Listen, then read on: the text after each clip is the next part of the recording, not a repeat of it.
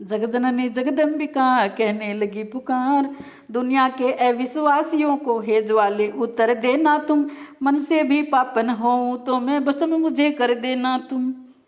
यह कहकर लिपटी लपटों से कपिदल पर छाया खेद, वहाँ घटना ये घटी प्रगट में थी पर गुप्त और था भेद वहाँ। यह दंडक वन का प्रसंग है, पावक में सिया समाई थी, प्रभु आज्ञा से लीला करने छाया की मूर्ति बनाई थी। इस कारण असली बनने को नकली प्रतिबिंब जलाने को, ज्वाला में कूदी जगजननी जग का संदेह मिटाने को। इसी समय पुष्पों सहित आए श्री बजरंग, दंग रह गए देख कर ऐसा रंग कुरंग।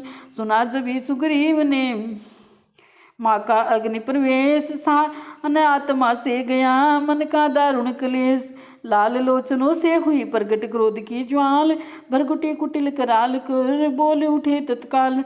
रघुराज आप स्वामी मेरे, कहना कुछ नहीं आपसे है, मुझको तो आज युद्ध करना इस भीषण अग्नि ताप से है। ये ध्यान रहे है अग्निदेव, है आज तुम्हारा भला नहीं, यदि माता को दे दो तुम तो फिर तुमसे शत्रुता नहीं। अन्यथा शपथ मारुत की है, विधि की हर की शंकर की है, भक्षण कर लूंगा तुमको भी, सौगंध राम रघुवर की है। भूमंडल होगा खंड खंड, आकाश रसातल जाएगा, जय पाकर अग्नि लोक तक पर माता को बेटा लाएगा। पृथ्वी की पंच तत्व वाली सब सृष्टि मिटाई जाएगी, चार ही तत्वों में सब जग की रचना रचाई जाएगी। इतना कह झपटे उधर जबी वीर बजरंग, तभी बदलता अग्नि का देखा सबने रंग। फिर देखी एक विचित्र मूर्ति लपटों से बनती जाती है, वह मूर्ति जगत की जननी को जगपति के सम्मुख लाती है। सीता को प्रभु के अर्पण कर क्षण में वह मूर्ति विलीन हुई, मिट गया अंधेरा अपयस का, प्रगटित यश प्रभा नवीन हुई। मानव विमुक्त हो माया से, फिर रूप रमा का दमका है, या अग्निदेव की साक्षी में सतवंती का सत चमका है। थी बाएं दिशी अब वे देई, दाएं रघुवीर सुहाते थे, बड़भागी थे श्री पवनत ने चरणों पे पुष्प चढ़ाते थे। शोभा युगल स्वरूप की थी इस समय अपार, गुप्त प्रगट तब शक्तियाँ होती थी बलिहार। उसी समय परलोक से विजय बधाई है तू, आए सूक्ष्म शरीर से दशरथ रघुकुल के तू। कितने ही अनुभवशील पुरुष यह गुप्त रहस्य जानते हैं, जग में दो रूप स्थूल सूक्ष्म कहते हैं और मानते हैं। निश्चय ही जीव स्थूल छोड़ कुछ काल सूक्ष्म में रहता है, जब अवधि सूक्ष्म की हो समाप्त तब दशा दूसरी गहता है। दशरथ जब गए सूक्ष्म जग में, वासना राम दर्शन की थी, अतएव अवस्था रही वही जो काया के बंधन की थी। आए उसी भावना से अभिलाषा पूरी करने को, नैनामृत छवि की धारा से व्याकुल मन का घट भरने को। योग दृष्टि से भेद ये जान गए सब राम, पिता पुत्र में हो गया आशीष और परिणाम। मुस्काते हुए पिता बोले, अब रही शेष कामना न है, इस रूप माधुरी को पाकर पूरी हो गई वासना है। जीना मरना सब सफल हुआ तजकर पाकर फिर आज तुम्हें, अब मैं तुम में ले होता हूँ, देकर आत्मा का राज तुम्हें।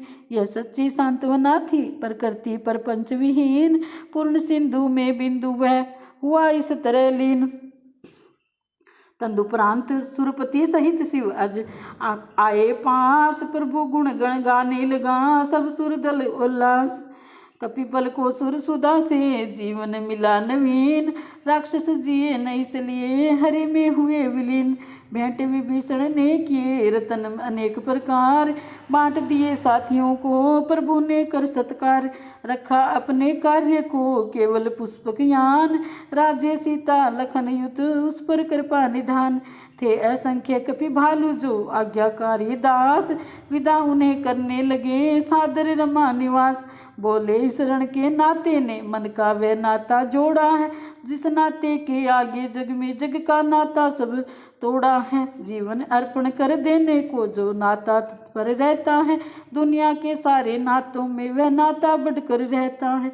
हम दो भाई व्याकुल विहल बन बन में मारे फिरते थे। सीता सी रतन मंजरी खो निर्धन दुखियारे फिरते थे।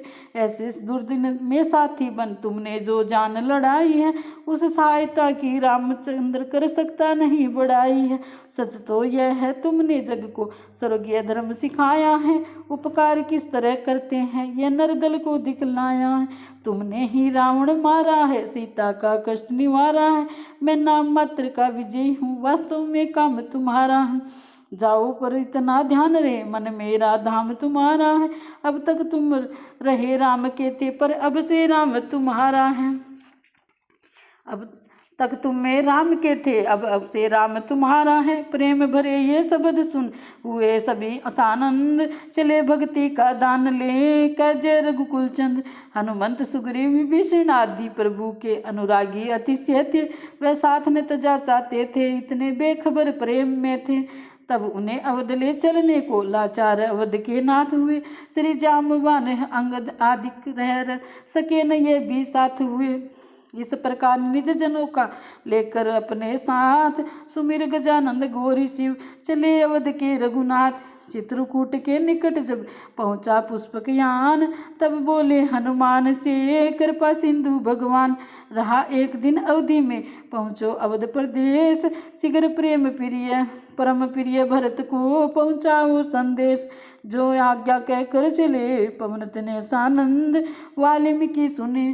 वाल्मीकि मुनि से इधर भेंटे रघुकुल चंद। मुनि बोले जग को अभी मिला नहीं विश्राम, अभी हुआ ही है कहाँ रावण का वध राम। माया का सागर 34 है, उसमें शरीर ये लंका है। बैठा अहंकार रावण जो बजा रहा निज डंका है। गणनाद स्वार्थ का है, इसमें आलस है कुंभकर्ण भगवान। वध कृपा सर से इनका, तब हो भूभार हरण भगवान। जन का सभी भांति हो पूर्ण सकल सब काम, तब मेरे मन अवध में करो बैठ कर राज। श्री राम जय राम जय जय राम, श्री राम जय जय राम।